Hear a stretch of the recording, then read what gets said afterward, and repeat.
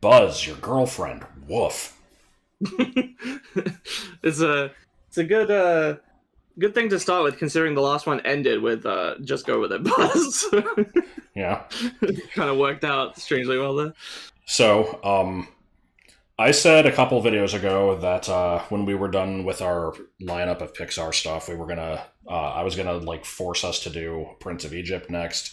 And originally, this entire series was gonna just be animated movies because those are my favorite. Yeah, it was like a maybe we'll branch out into and live action stuff later thing, but I just kind of decided, like, you know what? If we're ever gonna branch out, why not just do it early? There's plenty of stuff that I want to go through that isn't animated, and I keep describing it as 90s schlock. like Some of it's 80s, yeah, but it's like, we're doing Home Alone here. We've got Jumanji, we've got Gremlins, plenty of other stuff, but those are the ones. Gremlins.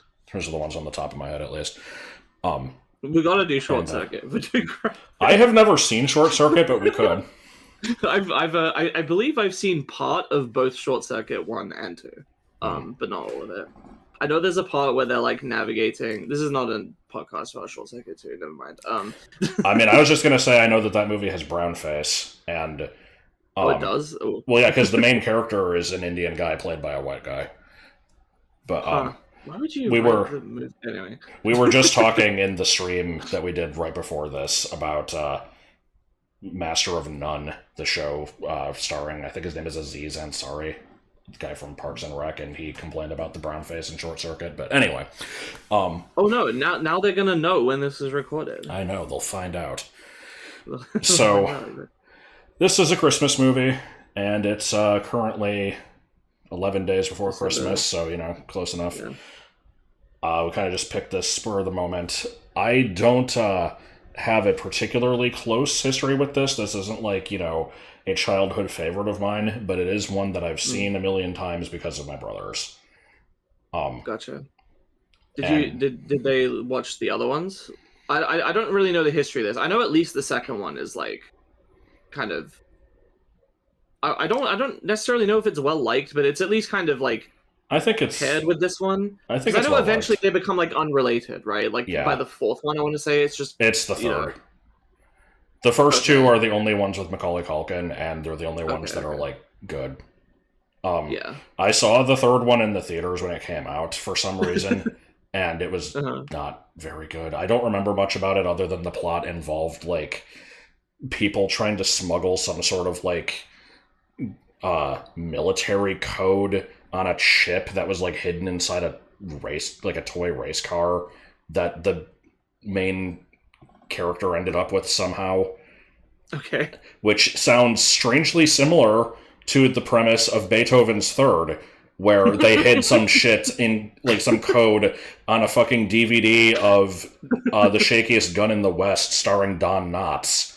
And then that ended up in the possession of the main characters. What does that have to do with dogs? I don't fucking know. Well, there's the dog movies. But anyway. So yeah, there's only 3 real installments, is what you're telling me. There's Home Alone 1, Home Alone 2, and then that weird Joel Haver video where the we gotta bloodlet that child, Mav. What's the name of the guys? Okay, I know it's not the Wet Nose Bandits because that's the dogs in Deltarune. It's something else bandits. It's just the Wet Bandits. The Wet Bandits, okay. And occasionally the Sticky Bandits, but I think that's only in the second movie. Okay. Yeah. If you haven't seen that, you should, by the way. The Joel Haver video, it's good. I hooked up my wife's brain to a 9-volt battery and put it in this Tupperware container.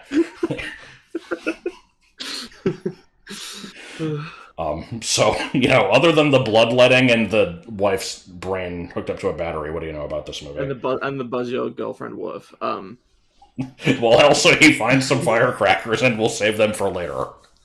Yes. Do you want to explain that one? Yeah, so I mean that's part of the reason that we decided to do this is I was on Tumblr yesterday and just saw a video shared that was like a 5-second clip from this movie of Macaulay Culkin's character going like, "Wow, some firecrackers! I'll save these for later." And it was captioned like, "Fucking, this is what point and click protagonists sound like." Yeah. And then you said in the stream that it had always stood out to you for basically that. It is. It's a weird line. He doesn't ever really do that anywhere else. Actually, now that I think about it, he kind of does, because he'll be like, wow, a whole cheese pizza just for me. But, and the Buzz Your Girlfriend woof is also one of those. Yes. But yeah, okay. So, the kid's parents somehow leave him at home when they're going out somewhere for Christmas. I seem to remember seeing some post of people debating this and someone being like, how the fuck do you leave your kid at home? But then they're like, no, listen, if you watch the movie, they, it makes sense. Like, they explain how it happened, and they give them a giant stack of contrivances that happen to all work out so that this happens. Like, right, yeah. It's not really their fault. I'm guessing they like think he's asleep in the back, and there's like something else there that makes it look like he's there or something. I don't know. It's a bunch of random shit. We'll see, I guess. Also, I'm going to take this time to say Fuller is not a name. Okay. But neither is Fowler. Fowler is more of a name than Fuller. That's fair. But yeah, so he ends up home alone. He's like, wow, I can do whatever I want. And like, starts to do some hijinks. And then starts to get burgled. And then he's like, I'll set some traps for these bandits. And then, they're like, you haven't seen the last of me. And swear their revenge and leave. And then his parents come home. And... At one point he says, I'm gonna boil your cojones in motor oil. Jesus fucking Christ. That's such a good line. But yeah, it's basically, I know this can't actually be what the movie is, but from what I've heard about it, it would not surprise me, I guess, other than just expecting more, if it was just, kid gets left at home, here's an hour and a half of him just fucking repeatedly, I don't know, it's not pranking, what's the word for, like, I mean, it's practical jokes / traps, I don't know, just fucking with these bandits. I would say that's like a half hour of the movie. Okay. I don't remember. It's obviously like the main draw of it, but I would say this movie has some heart to it. It's not just antics. It kind of like tries to have more of a point, but people remember it for the stupid hijinks. Yeah, makes sense. I'm wondering if it's going to be like good or if it's going to be like, oh, it's a good kids movie, Which, I mean, it's not like I've really made that distinction for the other animated stuff we watched. It's but I couldn't say. It's the thing. thing. How many people are watching this movie for the first time in the 2020s? Probably not that many.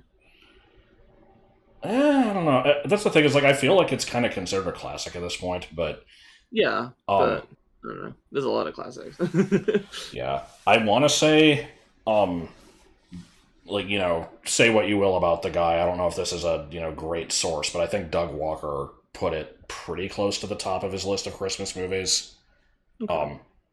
I think number 1 was A Christmas Story. Number 2 is probably like fucking Die Hard. Right. Of course, we always got to include that one. I've not seen Die Hard, but yeah, I don't know. I have not seen it in a pretty substantial amount of time. Yes. I don't expect to be. Well, how would I word this? I don't expect it to move me in any way, but it'll be fun watching it again. Yeah, it's, if nothing else, it should be entertaining. Yeah. And one last thing. I have to point out, we have the preview for the fucking movie open now, and it's just the scene of him looking in the mirror with his hands on his face, which is the big money shot for some fucking reason. I don't get why that became the icon for this movie. Because when you hear the premise of the movie and you see this face, you immediately are like, he's like in peril. Yeah, it's like, oh no, this is, him realizing that the house is, getting like broken into or something. No, this is him fucking around and just, putting aftershave on. Like, the scene is completely pointless. I guess on that note, I should also mention that it's kind of the original clickbait if you think about it, right? He's doing a big face and it's taken out of context. Burglars broke into my house, almost died. Not fake. Not clickbait. You won't believe what happened next. Fuck. But yeah, I don't remember the exact context of this because it was a very long time ago. But I think one of the first times I ever got exposed to what this movie was when I was like a little. I wasn't that little, but I was like maybe like 8 or 9 or 10. I was on the forum I went to as a kid. Someone had posted just like a meme edit of the fucking poster that had like Michael Jackson in the background pressing his nose up against the glass. I guess, in reference to the stupid fucking shit with that. And I think at the time, lacking any context, I thought that Michael Jackson was actually in the movie. Which didn't make any sense. But... Well, a cardboard cutout of Michael Jordan is in the movie. Well, it's almost the same thing.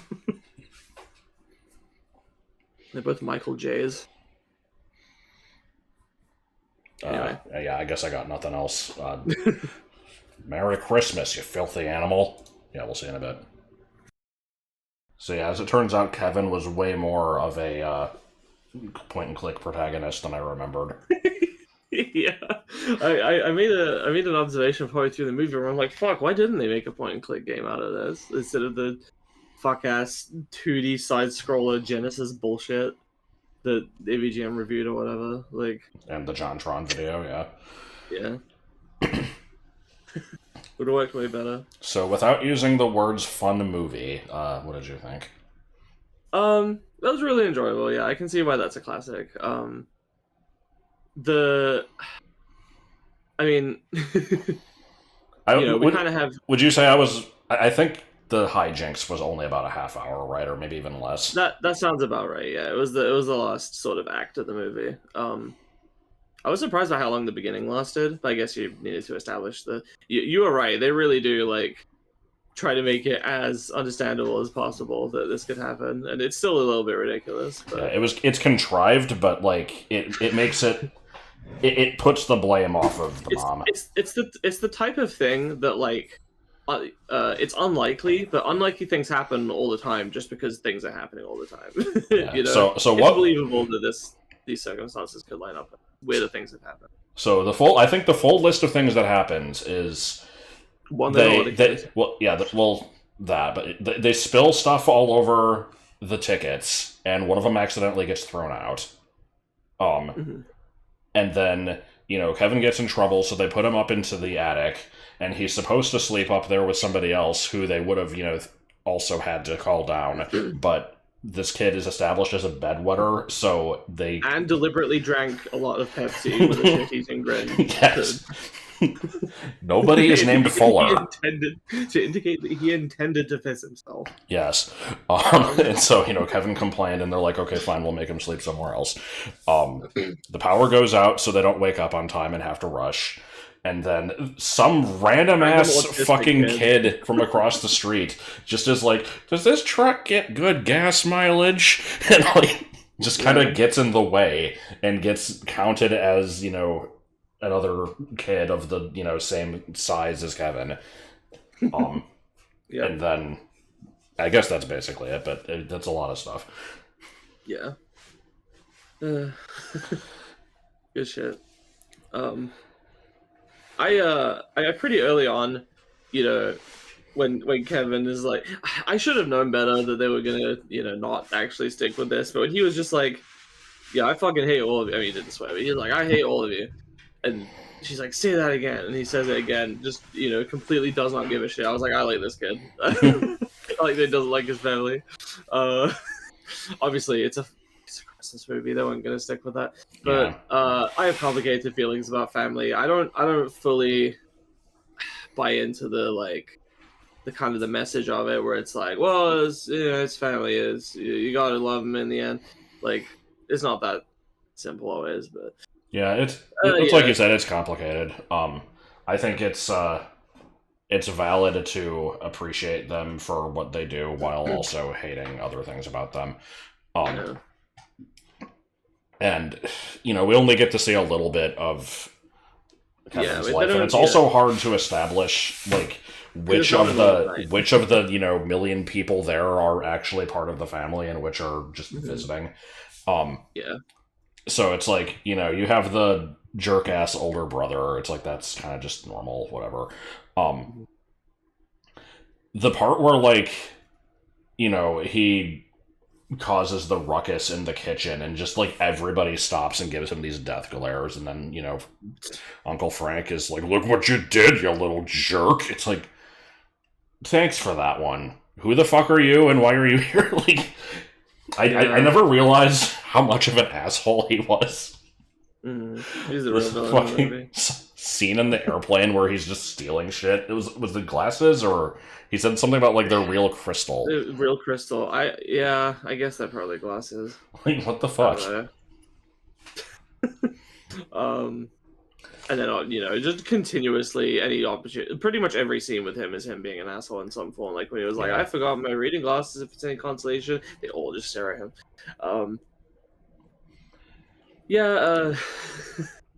No, it was a lot of fun though. But I've seen worse child acting probably. There were not great, but there were so many just stupid moments of him mugging the camera, or he'll run around the house flailing, doing his crap, and he'll just intentionally run towards the camera and then turn around and run away again. It's a little bit. There were a couple instances of him falling down and then being like, I wonder if they told him to do that. Probably. I don't know why. It's an extremely goofy movie, especially the fuck. I'm staring at our chat right now, and I have these two pictures screenshots I grabbed of Joe Pesci eating shit, and in a very exaggerated fashion, which we might use for our A/B testing thumbnail gag. I do have to say, before we forget about it, the scene of him accidentally stealing the toothbrush and then running away from a cop and sliding on his knees across the lake, whoa, might be the worst scene in the movie. Yeah, it was pretty good. So pointless. It's fucking, why are you running from the cop? You didn't even mean to steal the thing. Right. Yeah, I don't know. I also enjoy the scene of him buying the stuff and the just thinking about him buying stuff, when he's in the supermarket and the lady's I like that one. asking him all the questions, and he's got a smooth story for everything. She's like, Where do you live? I can't tell you that. Well, why not? Because you're a stranger. And it's valid point. Yeah. Why the fuck is she asking him this? I don't know. Yeah. This is gonna be a stupid observation, maybe, and it's rich coming from me when I've bitched about this thing before, but it's incredible how much cell phones have changed just general life. The part when they get to France and trying to get a payphone. Well, there's the payphone bit, but I'm also just thinking of the fact where the mom decides to stay behind and try to wait for another flight while the other everybody else goes off a different way, and they're just okay, we'll see you, and it's just you are putting a lot of faith in things working out here. I can't imagine going into a situation where I'm in a foreign country and I'm just kind of I'm gonna just figure stuff out while everybody else goes somewhere else. Fuck, how do you even contact them now? Yeah, no, I don't know. I obviously was not really around for a lot of the 90s, and less than a year of it, and even in the 2000s, people were already starting to get like decent cell phones and stuff. So yeah, Meanwhile, I I never got a really. phone very late, but I never did anything, so it was Mhm. not really much of an issue.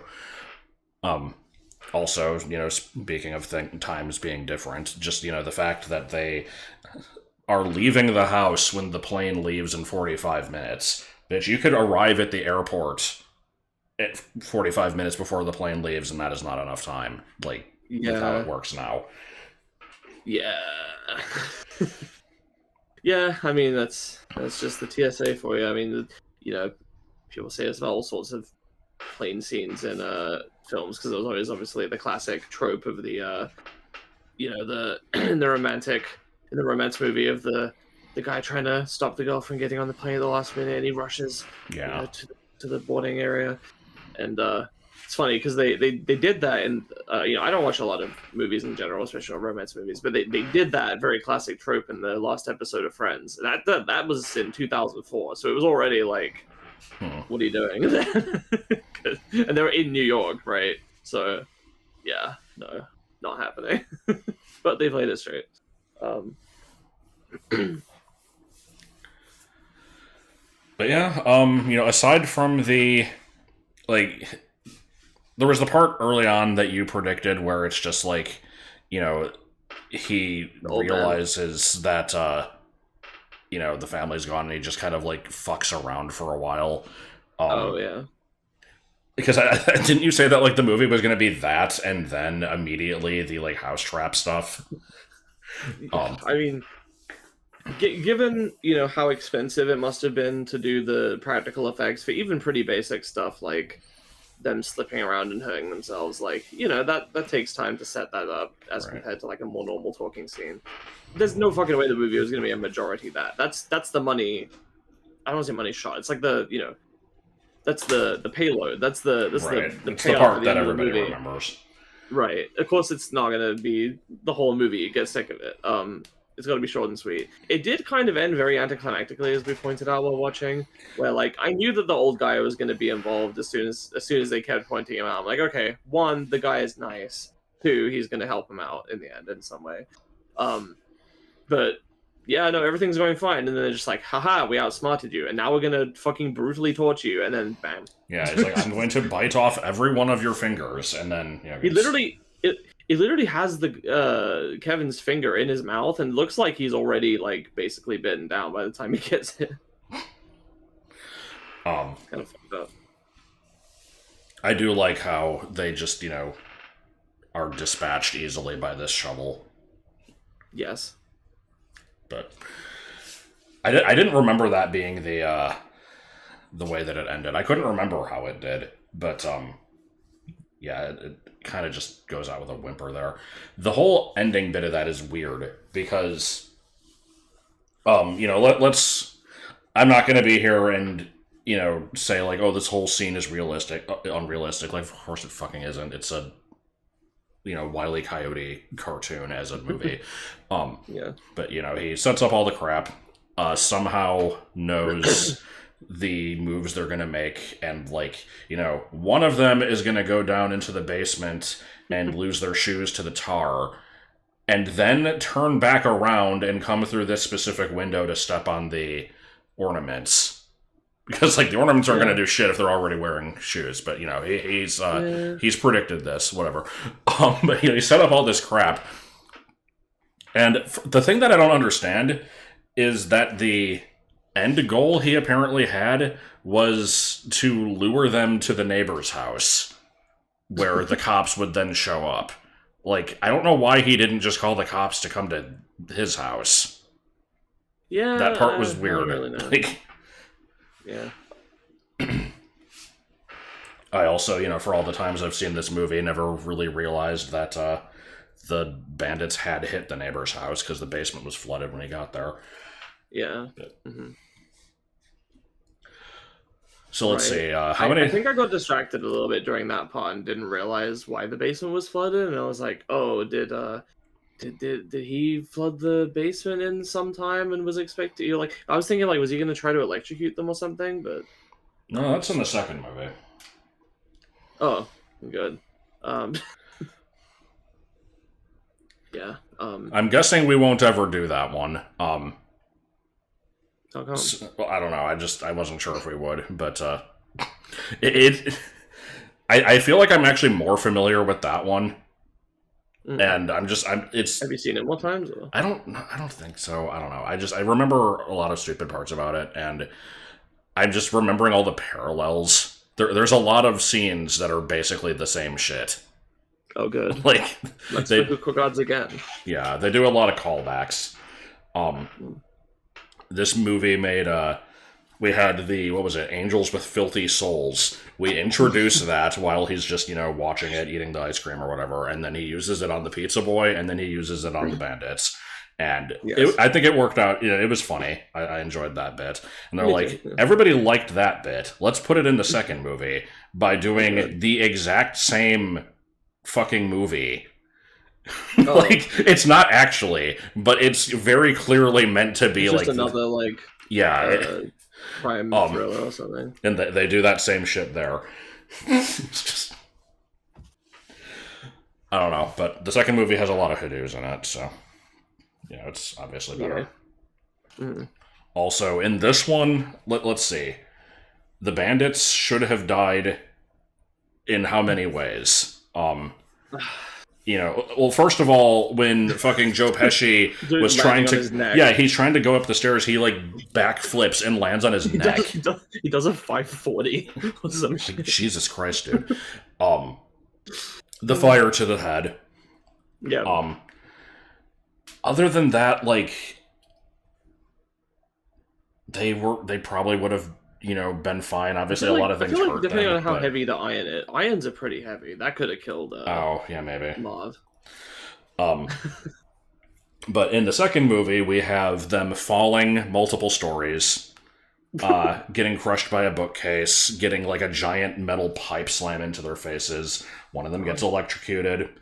I think he drops a fucking bowling ball on him. Kevin McAllister. It almost electrocuted me. It gets. God damn it. But yeah, it ramps up considerably. I mean, it doesn't surprise me. It's pretty typical to go bigger for the second movie in a series like this. I'm trying to remember if the bowling ball happens or if I'm confusing it with Flubber, because there's a scene in that movie where I've actually seen Flubber. I think there's a part where sorry. There's two versions of Flubber, right? One is the Nutty Professor, and it's really old. I think the Nutty Professor is actually a different movie with Eddie Murphy. I think it's the Absent-Minded Professor, and it's an old. Oh, okay. Yeah. Yeah. Flubber is the Robin Williams one from the 90s. Yeah, I've seen the Robin Williams one. It was a really long time ago. There's a scene in that where he puts the bouncy coating on a golf ball and a bowling ball, and they are just bouncing hundreds of feet in the air, and they hit these people in the head. It's they would be dead. Yeah. I just speaking of just random things that come to mind, I remember pointing out that the church scene went on for a weirdly long time of just shot, reverse shot, over and over of Kevin talking to the old guy and having this moment of just bonding, I guess, and giving each other advice and and stuff. That's another scene that has an exact fucking parallel in the second movie. The part where he's just well, why are you not doing this thing? That seems kind of silly. And he's well, I'm too afraid to do it. And then they're well, you can't be afraid. You're an adult. That same fucking scene happens with the pigeon lady. Huh. See, I thought you were going to say that it's this older, not even a mentor character, but just an older character that he connects with. But no, it's also about being afraid of shit. That's good. Or not wanting to reconnect with family or something. If I'm remembering right, I swear it's the exact same thing. Mm-hmm.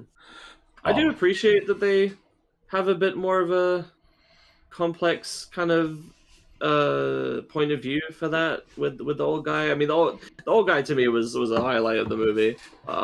Like he's not. Well, I liked he's not how the funny hijinks, but I just enjoyed his recurring. yeah, I liked his presence of Like, just showing up and just kind of like having an imposing staring at him. face. Yes. And then Kevin's like, well, it's funny. They tried to make him imposing, but he always looked like a nice old man to me. And, oh yeah, I forgot. The Tic Tacs did not come into play. No, they didn't. Yeah, that's a good point. Yeah. The scene where Kevin just kind of finds the the Santa to talk to and is like, don't bring me any toys this year. I just want my family back. The scene is happening, and I'm trying to remember. I'm like, shit. Where does this go? Does this guy decide? Does he recognize oh hey, something happened to this kid? Maybe I should investigate. No, nothing happened. I think the scene just existed. I think it existed to show Kevin wants his family back so that he wakes up Christmas morning and that whole thing happens. But yeah, I guess so. It's funny because a lot of the other times of a lot of the rest of the time in the movie, he's perfectly content to just speak his thoughts aloud to no one in particular. But that scene, they got to get him to go talk to someone. I don't know. It's kind of funny. I initially I was like, wow, this family sucks. I hate them. I did kind of come around on the mom, the fact that she was sympathetic. Yeah, she was very nothing is going to get in the way of me getting back to him. Right. And of course, all of it was unnecessary because the family gets back at the same time that she does. But yep.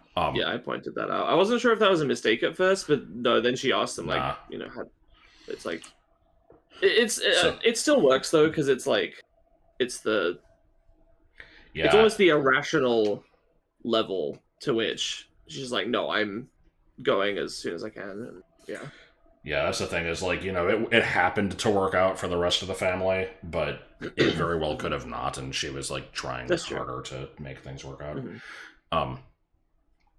So I like John. Just enjoyed the random the polka. Yeah, John Candy's just random appearance. Apparently, he just kind of asked to be in the movie last minute, and they gave him $400, and they just filmed his stuff in one day. From what I read, I'm checking this up. Inflation calculator. Here we go. How do we check this? Here we go. When was this movie? 91, 92? I don't remember. Let's see. It's 1990. 1990. $400. Okay, wait. $994. So I don't know what to do with this information, but yeah. I love the first scene with him where he's just like, hey, I heard, this you're going through this trouble. Have you heard of us? And he rambles about all these songs that they've done for a good 2 minutes, and she's just I hope that was what ad-libbed. Yeah, she's just like, what is this? These are songs. Yeah. I love the pointlessness, and then just the fucking bus scene, here, put my spitty clarinet in your mouth. Try it. I also pointed out that I mean, I'm sure anybody paying attention could tell this, but as a clarinetist, I'm like, I will pay attention. The guy was not moving his fingers to do different keys or anything, different notes.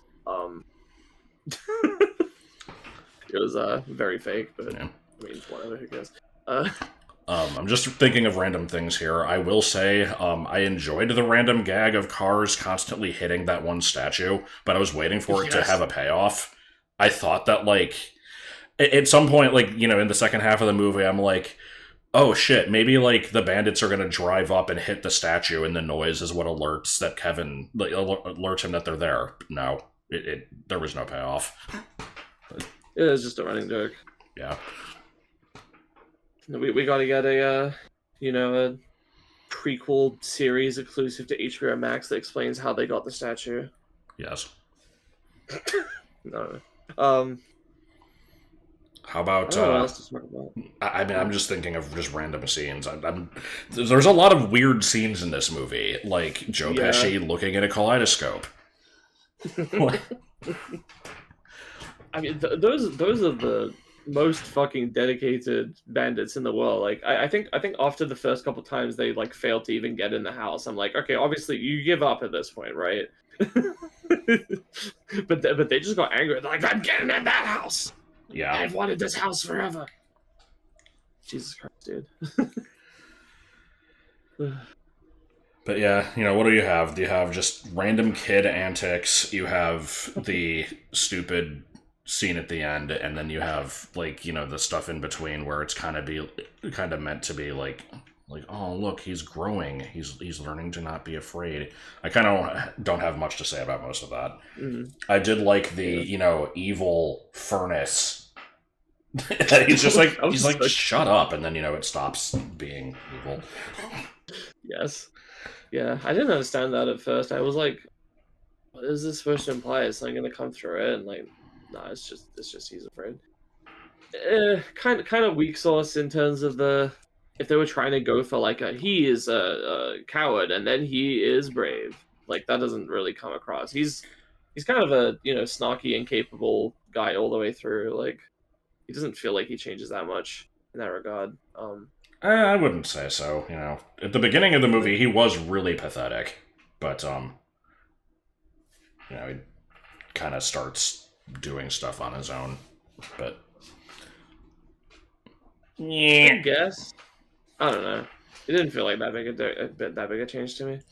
So what I want to know is, at the very end of the movie, Buzz is like, "What did you do to my room?" Because he broke all the shelves. Right. So. He didn't magically clean all that up. Did he somehow get the tar off of the basement stairs?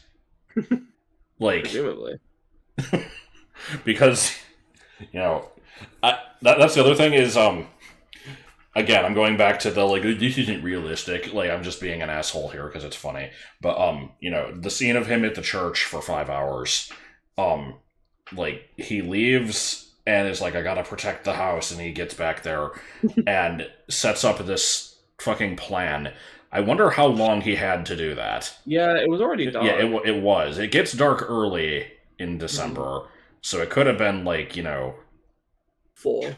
I don't think it would have been 4. I think it would 5. 5, maybe, probably closer to 6, and then the bandits show up 6, at 9. 7. So he only had he had 3 hours, and didn't even get to eat his macaroni and cheese.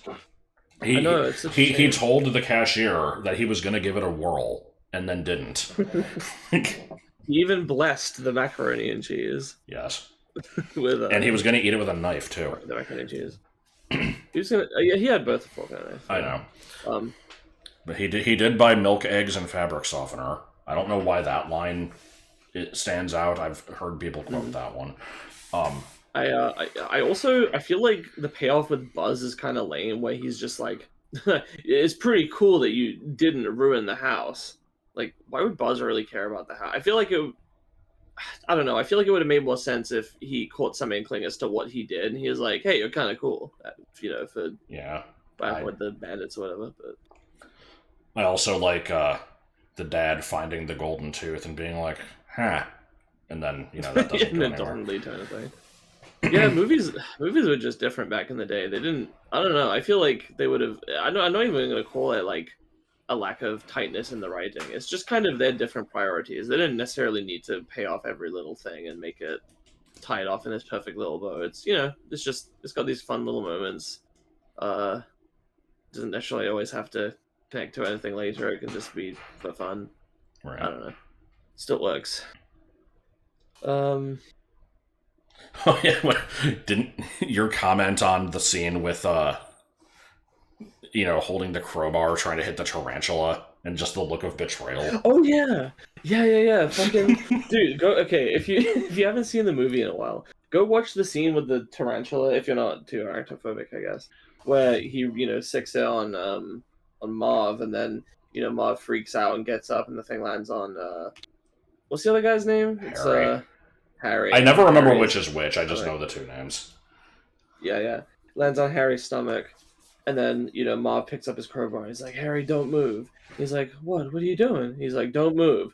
And he looks like the whole movie, Pesci is fucking chewing the scenery, being like, this nasty, rotten, evil, little fucking mustache twirling burglar he's gonna get all the goodies in the house, and I'm gonna kill that kid. And he just has these ridiculous facial expressions. But in that, he looks like he suddenly has become human for the first time, and he's being faced with betrayal from the only person he has ever cared about, in his burglary partner Marv, his partner in crime, and he looks so shocked and like grave. And it I'm not fucking with you. It emotionally resonates with me. I'm like, oh fuck, he really thinks that his friend is gonna kill him.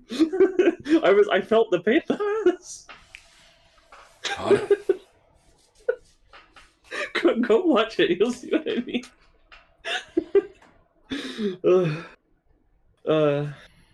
Yeah. I don't know if I can keep thinking of more moments. There's probably others, but yeah, I think we've probably hit the major ones. Somebody says 6, 7, 5 different times in the movie. What? I noticed pretty early on that it happened a couple of times, so I kept count. What do you mean? That I believe there's a couple times it comes up in a phone number, and it also comes up in house numbers. And then at one point at the end of the movie, I don't remember who it was, somebody said like, oh, it could have happened 6, 7 times or something like that. I don't remember the exact line, but I think it was John Candy that you're doing this. What? I don't believe you. I noticed it early on and I kept count. I don't know what to tell you. All right. I'm brain poisoned. God. A/B test inconclusive. The test completed with no winner. Oh no. Oh shit, I guess we gotta do comments, yeah. You fucking do comments. No, it's up to you. Oh, okay, shit. It actually reversed. I checked this a couple days ago. The Hadou thumbnail for Toy Story 3 got 51.3% of the views. Well, the fact that it's flip-flopping like that means that it's definitely inconclusive. Yeah. So, I mean, I'm not going to respond to these comments directly, but I like that we got multiple comments on your videos recently in general from people just being like, oh wow, I haven't seen you in 15 years. What the heck? It's like, what? Yeah, it's a little odd. I don't know why, like, what the logic is for YouTube determining when to randomly recommend something to somebody again, but it seems to just happen occasionally, and people are just like, whoa, what the heck? I always love it when I click something on the homepage and then like half the comments are just like, anybody else here from 2025? Why did YouTube recommend this? It's a fucking mystery to me. I don't know. Does everybody have to say it though? I don't know. We got a this is wonderful from Michael Weiss, the Friendly Dragon. Thanks, Michael. Real glad to see you're doing well and enjoying the content. Yeah, I think I'm seeing 2 comments here that are of substance. Yeah. Somebody just agreeing Toy Story 4 wasn't needed. That 3 wrapped it up. But got to squeeze every single drop of money out of franchise, run into ground spot Disney for you. Honestly, I don't think it's specific to Disney. Everybody's been complaining about everything being sequel, remake, right? For like 20 years at this point. Yeah, it's been for quite a while. I'm starting to feel the fatigue myself. Maybe it's something to do with my age, where now I am of the age of seeing sequels and remakes to the stuff I grew up with as well, and yeah, it really feels like the stupid thing is I don't know how much I mind, because like there's a difference between things getting like quality content and just milking it for all it's worth. Like I feel like Toy Story 4 probably didn't need to exist. They tried they tried to make a good movie. I would argue they didn't necessarily succeed that well, but like yeah, but if they're choosing to put the effort into something, doesn't it like you can see that the movie is unnecessary, and it would have made more sense to just put that effort into something else that Yeah, I was guess. something new. But what I was gonna say is that, like, this is especially the case with me with video games, but it's like, I am more likely to try something if it's in a franchise that I know of and like than if it's brand new. Now, if it's from like a studio where I would like to watch all their stuff like Pixar, then that's different. But like, Mm. you know, I don't really watch movies very much, and especially not in the theater. And I don't really, I'm not the kind of person who's just gonna watch some random thing that comes out that I've not really heard of before. And so it's like, I'm not into the Marvel stuff, but if I was, it's like, okay, this is a thing that I generally know what I'm getting out of this. It's kind Yeah, you of can watch more of the same. It's like, I would be more likely to watch one of those than just like, here is some random action movie that is a standalone thing. It's not a sequel to anything. I think it's just a personality thing or like Yeah. a preference thing. Like, I mean, I can't really comment on movies because I also don't watch movies, but I do play video games, and I'm quite the opposite. I'm basically always looking for new stuff to try, which is not to say that I don't appreciate a good new entry in a thing that I already like. I mean, this is not the best example, but like I got into Metroid in early 2021, which is before they announced Dread, and then they announced it, and I'm like, oh shit, that's really cool. If I had gone into Metroid early, it would have been the same thing. I would have been very happy for a new installment in something I already like. But also since then, I've spent a lot of time trying other stuff that I follow a lot of like YouTube channels that recommend um, indie games to check out and stuff like that, and I've gotten a lot out of it. I discovered Pseudo Regalia indirectly through that way. I discovered the recently as a game I played called the Big Catch Tackle Box that I really really enjoyed. Mesmele. Discovered as Mesmele.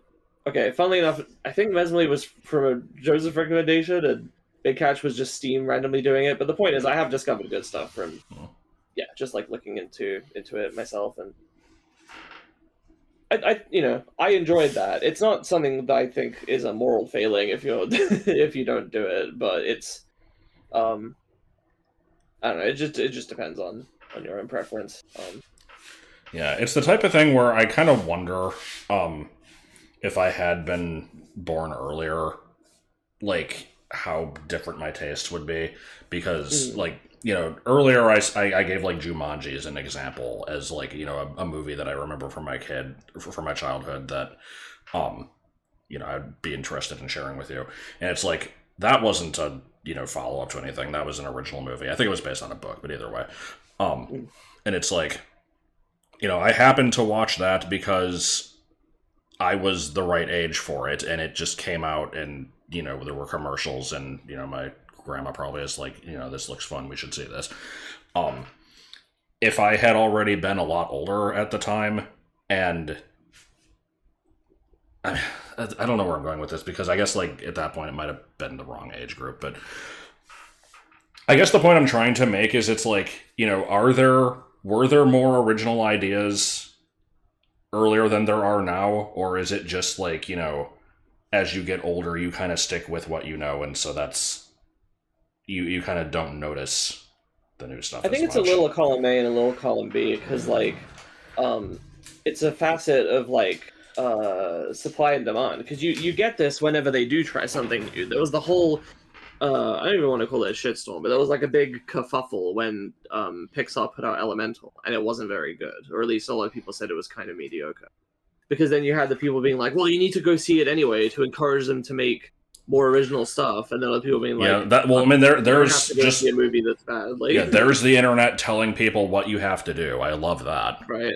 Yeah, but I mean, probably like I guess this doesn't necessarily apply in all cases, but generally speaking, if people didn't respond well to, if they didn't respond well enough to sequel remake, it wouldn't probably happen as much. And I think you can look at like the highest grossing movie lists for each sort of year and see that it's more and more franchise stuff as time goes on. I remember, like, I've never seen Terminator. but I remember hearing that like Terminator 2 is kind of considered one of like the best sequels of all time, at Yeah. least for its time.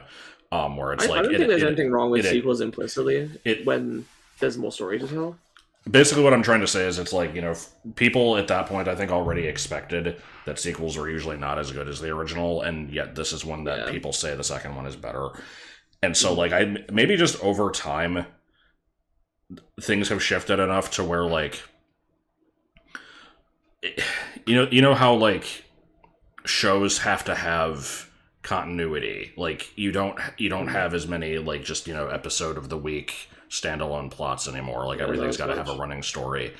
Like that there's been that shift. Maybe it's similar where it's like you make a movie with an expectation that there's going to be more afterward because people are just putting more effort into that. Rather than like, oh well, this movie did good, let's do it again, which is kind of what they did with Home Alone 2. And you do get a more, in theory, a more engaged fan base out of making them think, oh, what's gonna happen next? What's gonna happen next? That's part of the appeal of TV, and now movies are cashing in on that by having these long arcs or whatever between them and these long series of them. But I don't know. At the same time, there is a weakness to a movie coming out and not actually finishing its story properly. It takes a certain finesse to make something feel like a complete story and then also feel like it's open for more and for it to feel natural. I know several people that I love Deltarune and I've really loved the speculation, but I know multiple people who are like, I don't like that game because it's not a complete story yet. I feel like they've said like, oh, I feel like I can't enjoy it yet because I don't know where it's going. I don't know if it's gonna like wrap up and all kind of come together, and that's I'm left hanging. It's I can't really finalize my thoughts on it and feel like I can connect to it yet. I think if you're gonna plan ahead of time to do something where there's gonna be sequels or whatever, you kind of have to master the rise and fall of action because I remember like we keep going back to Pixar here, but they had like some list of like writing tips or something or like rules when writing a script, and one of them is is this movie the most interesting part of the main character's life, and if not, then why are you writing about that instead? And so that's the kind of thing with sequels is it's like the first movie is the most interesting part of their life, which then means that the next movie has to up the stakes, and now this is the next most interesting part, or maybe it's like another character comes in and this is the focus on them. This is their moment to shine. You kind of have to do something with it. To an extent, that is a bit of a misleading question. I think it's usually posited more as, is this the most interesting time in your character's life?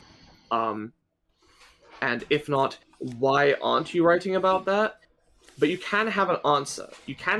There's no, I'm not writing about that because blah, blah, blah. And in some cases, again, depending on what type of sequel it is, in some cases, it's perfectly valid to say, like, the interesting stuff already happened. People are attached to these characters. We're following these threads through and seeing where they go from here. Even if it's not necessarily as implicitly, like, gripping, you're already gripped, right? In theory, if you're coming to watch the sequel. So a lot of people like to just see what happens next, that type of thing. Again, that's only if I don't know. Anyway, we are getting very off topic here. I'm kind of liking this conversation, but I don't know. If I am too, but that's a good point. It's the type of thing that probably could just go on forever. There was the one other comment. Yeah. Did you want to read it or? Yeah.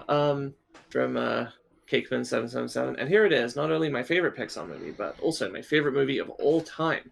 The big reason being exactly what was said in the time frame of this coming out in June of my final year of high school, about to take off into university life. It fully committed me to loving animation, and the cast is so incredible, and after 3 movies, it's just so endeared. I truly did think that the incinerator scene was the end of them with how dramatic it was made, which only shows how engrossed I was in it. Everything about Toy Story 3 is perfect for me, and I did still enjoy 4, but I understand people for thinking it wasn't necessary. Definitely going to watch 5, though. I'll be looking forward to seeing what films you cover next outside the Pixar level. Well, hopefully you enjoyed this one being, still a kids movie, but yeah, quite different in the realm of being Ironically, I think that, out of all the movies we've watched so far, this is the most kids movie of them all, despite being the only one that's not animated. I would agree with that, yeah. what you said about the incinerator scene, like, really getting you to suspend your disbelief. It is funny. I don't know if I've ever really been able to suspend my disbelief to that extent. I can kind of emotionally do it. Like, this is part of the reason that I spoil myself on stuff, honestly, is like, I'm fucking weak and struggle to handle the tension of like not knowing what's going to happen to characters and stuff. But in terms of like believing it, it's not quite the same thing. Like, I'm always knowing like, okay, this is fictional and they are and aren't gonna do this because it's a kids movie or whatever. Yeah, the thing is, I think there's something to be said for for me at least, it's not that hard to translate into like I know the characters are going to get out of this alive, but the characters don't, and I can feel what they're feeling because I'm seeing it on the screen. Like, yeah. That's fair. And yeah, definitely like Pixar celebrated for a reason. It's definitely really just human characters, even when they're not humans, right? Right. They do feel like real people within the context. They're very good at selling these ridiculous worlds as being real. So yeah, I totally understand that. Yeah. I'm thinking that's probably about it for this one. Yep. Now, what I could do is end this on, some quote from the movie and then make sure that the next one begins with a word that is, the one I end on this one, but that might be hard to set up again. I'll try anyway. Let me think of a random quote that we haven't already done. See, I was just going to say that I'm excited with the fact that we have no idea what we're doing next. We can just kind of pick whatever we feel like. I guess feel free to make suggestions if you want. I in the comments. Yeah. I mean, I will say I can't do horror, so we're not going to do any horror movies. But I mean, if there's something in particular that you think that we might enjoy, go ahead and throw it in. Why not? And we will get back to animated stuff eventually, but just kind of. I couldn't think of anything good, so. Damn, I'm so disappointed. Yeah. Yeah, I guess we won't. Here, instead, I'll ruin it and make sure that we don't start the next movie with this one by saying, "Kevin, I'm going to feed you to my tarantula." Yeah, that's a good point. I like how all of the quotes of him thinking about his family being mean to him were real, except for that one. I mean, that one might have happened off screen, like you pointed out, but all the others, it was kind of out of earlier place in the movie. Yeah. I always assumed that was the joke because it was like that one didn't happen. But yes. Anyway, just go. Be not afraid and expand your horizons. Just go with it, Buzz. Your girlfriend, Woof.